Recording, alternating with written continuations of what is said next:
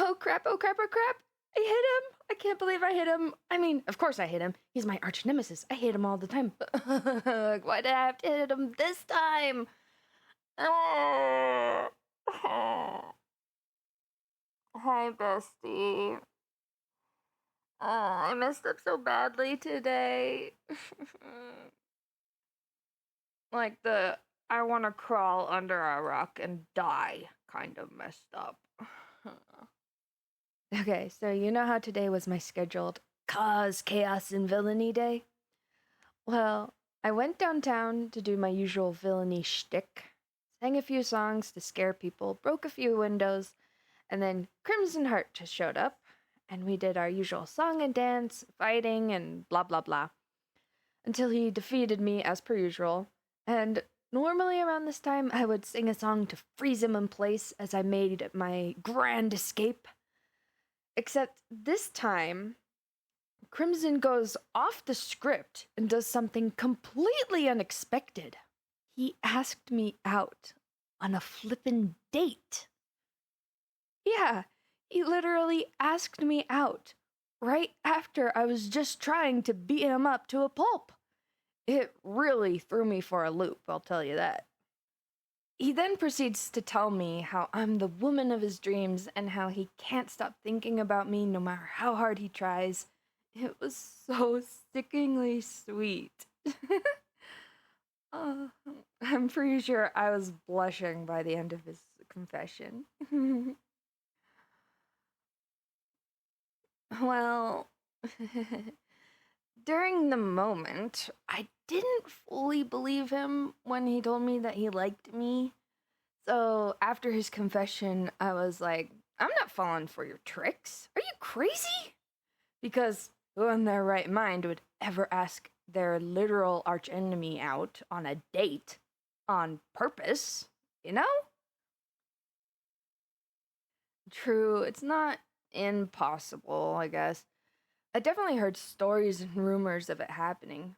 Like that one story of that villain guy who saved his whole city from a hero gone bad. I believe it happened like a few states away from us. But yeah, last I heard about him, he and his hero are getting married soon. Oh, and do you remember my cousin? Yeah, the hero that moved to the UK. Apparently, she discovered that her boyfriend of a year was her arch nemesis this whole time, and neither of them knew it.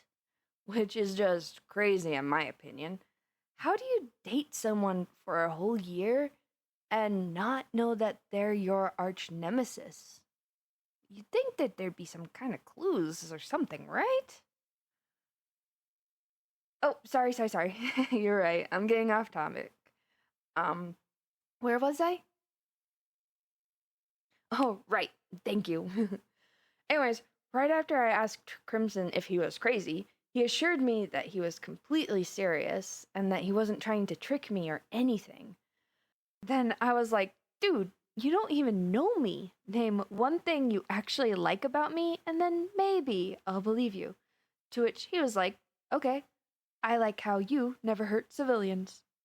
Which definitely threw me for a loop because I didn't even realize he noticed.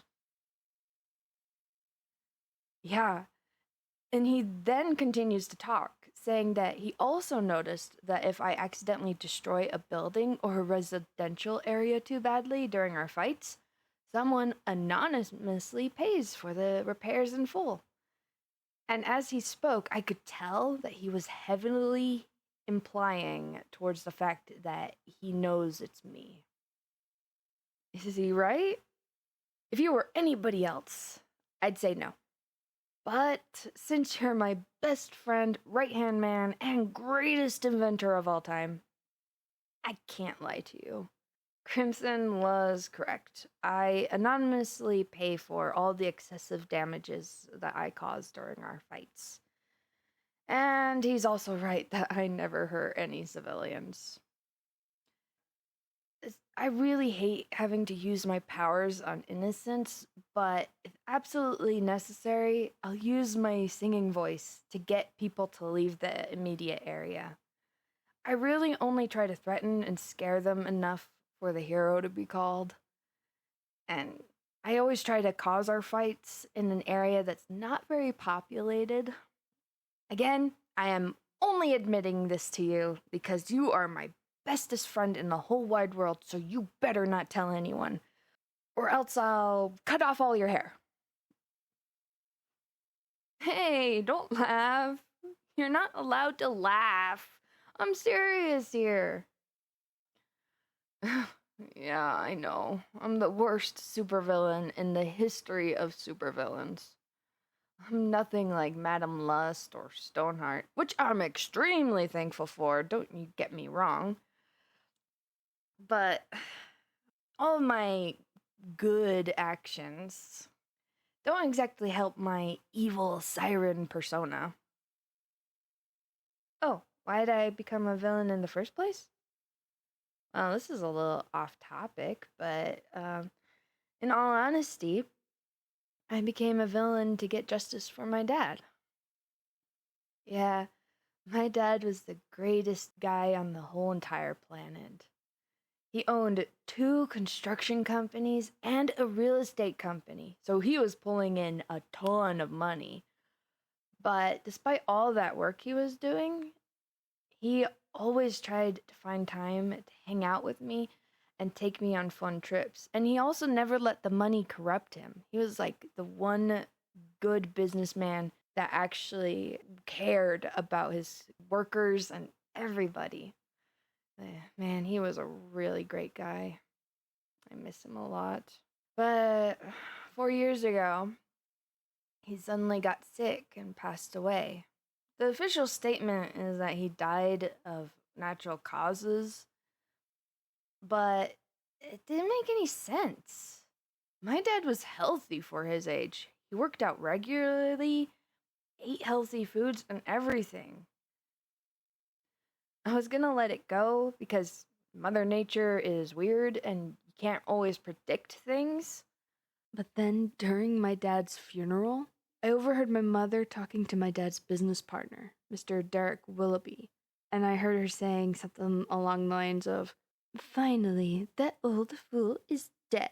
Now we could be together and not have to worry about money." They freaking planned it! I did some digging after that and discovered that there were traces of poison in my dad's system when they did the autopsy, but it was never pointed out. My own mother poisoned my father so that she and her lover can take over the businesses, take his money, and live happily ever after. Ugh. Of course, I got money and a house from my dad too, enough to where I can pretty much do whatever I want and not have to worry about money ever again. Even in death, my dad is doing everything he can to take care of me. Oh, did I go to the police? Yeah, of course I did. I also went to the Hero Society. And you want to know what they both told me? That they couldn't do anything about it. Even with all the evidence that I collected, that could have easily gotten both my mother and Derek put into prison. They said there was nothing they could do. And their reasoning was that Derek was once the great and famous hero Psychforge. He was a respected, decorated hero. There's no way he could commit such a heinous crime. Idiots, all of them. That's why I decided to become the dreaded siren, whose beautiful singing voice can hypnotize you into doing her bidding or freeze you in place. And it's also why I don't trust the police or any of the heroes, because not only did they refuse to help me when I needed it, but apparently some heroes have the ability to do some horrible things and are able to get away with it just because they're heroes. Except for Crimson Heart. He's probably the only hero that I would ever trust. Why? Well, okay, I know he's my nemesis, and I shouldn't trust him at all. But I trust him because he's actually a good guy. He's always fair in his judgments, and if any of the other heroes step out of line, or if they almost kill their villains during our group fights, he's always there to stop them and set them back to the correct path that heroes are supposed to follow, while making sure that said villain gets medical attention should they need it. He's just so cool and inspiring. Everything about him is just so perfect. He has this confident and commanding presence that just makes you want to follow his lead. His voice is like liquid gold, and when he speaks, I could just listen to him read the dictionary and never get bored. Not to mention that he's freaking drop-dead gorgeous, with his chocolate brown hair, amethyst eyes, sexy beard, and kissable lips. What? No, I'm not drooling. Shut up. It's his fault for being so gorgeous. Stop it. I'm not pathetic. Stop laughing at me. Oh, you have a question for me? Sure, ask away. Just as long as it's not something embarrassing or something. I've already embarrassed myself enough for one day. Oh, you're wondering about what I was referring to earlier when I said that I messed up on something concerning Crimson? Well, funny story. After Crimson Heart told me what he loved about me, he reassured me that he was completely genuine and serious about his feelings toward me and asked me to give him a chance. But then instead of answering, I sucker punched him right in the jaw. And then I ran away as quickly as I possibly could. Oh, don't laugh at me. It's not funny. I wasn't really thinking when I punched him. What if he changes his mind and doesn't like me anymore? What if he no longer wants to be my nemesis and sends some newbie hero to fight me? Oh, that would be horrible. Don't call me an idiot. No, it's kind of true. I'm still your boss here. I write your checks. In all honesty, I don't know what I should do about it. I'm so embarrassed that part of me just wants to crawl into a hole and never come out.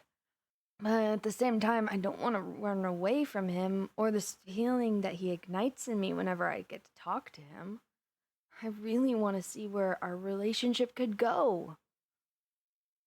Oh, thank you so much, bestie. Hearing you say that you're proud of me really means a lot. Oh, you have an idea of what I should do to win back Crimson? That's awesome! Tell me! Of course I'm excited. I'm terrible when it comes to dating and relationship stuff. Having a siren song as a superpower doesn't exactly inspire having many suitors lining up at my door, funnily enough.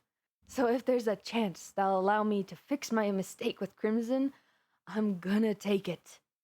Also, I'm feeling quite stupid and insecure at the moment, so I trust your ideas more than I trust mine. So, you're saying I should surprise him with some flowers and chocolates?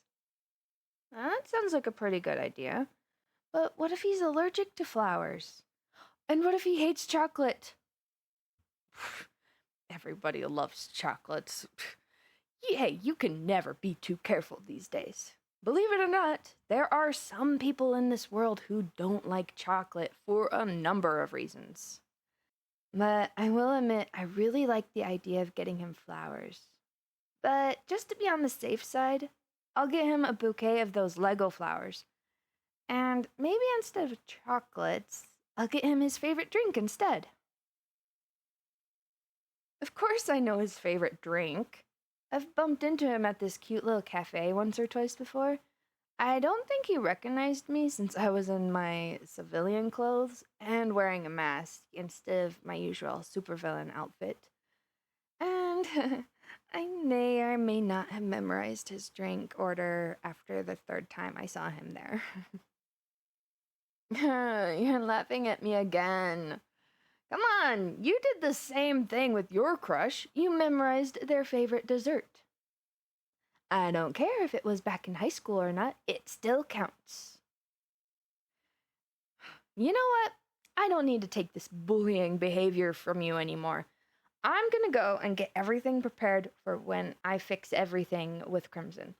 I'll leave you to finish with whatever project you had going on before I interrupted you.